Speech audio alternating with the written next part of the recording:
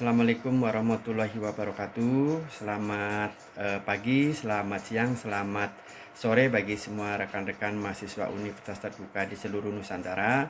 Salam sejahtera, salam kebajikan untuk kita semua.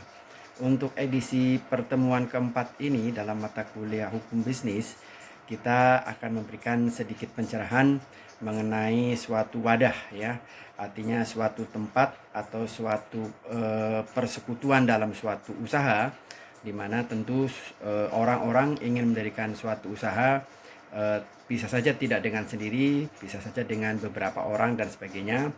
Tentu bisa kita bayangkan kalau mereka, ya, berniat untuk mendirikan suatu usaha tanpa ikatan, tanpa aturan yang jelas, tentu akan sangat riskan bagi para orang-orang tersebut yang ingin memberikan suatu perusahaan.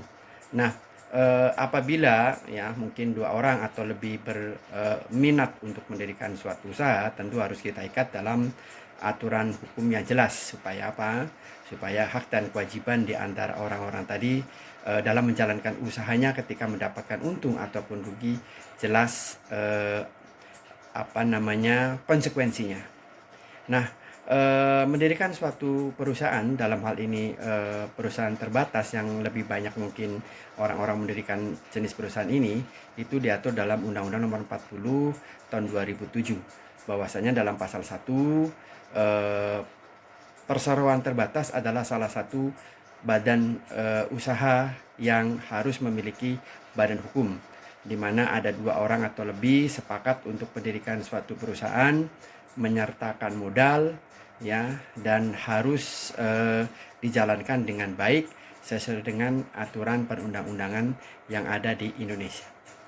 Nah, mendirikan suatu PT syaratnya sangat mudah ya sebenarnya.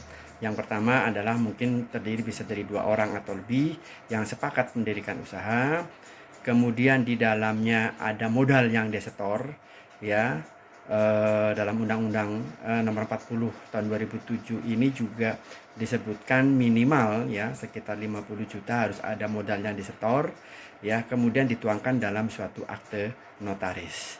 Nah, nanti mekanismenya bagaimana ketika beberapa orang ini mendirikan suatu PT, maka ada suatu organ atau ada suatu bagan atau ada struktur yang menaunginya. Yang pertama adalah RUPS atau Rapat Umum Pemegang Saham, yaitu di mana tadi sebagian orang sudah menanamkan modalnya di perusahaan yang telah didirikan.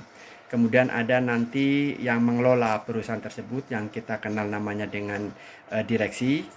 Dan direksi ini tugasnya adalah mengelola dengan baik perusahaan ini supaya bisa berjalan dengan baik dan benar. Dan yang ketiga ada Dewan Komisaris. Komisaris ini adalah tugasnya mengawasi apakah para direktur atau direksi ini sesuai di dalam menjalankan perusahaannya. Demikian pengantar dari saya. Anda bisa belajar lebih banyak lagi dalam buku modul yang sudah diberikan dalam RBT atau ruang baca visual. Terima kasih, sukses selalu.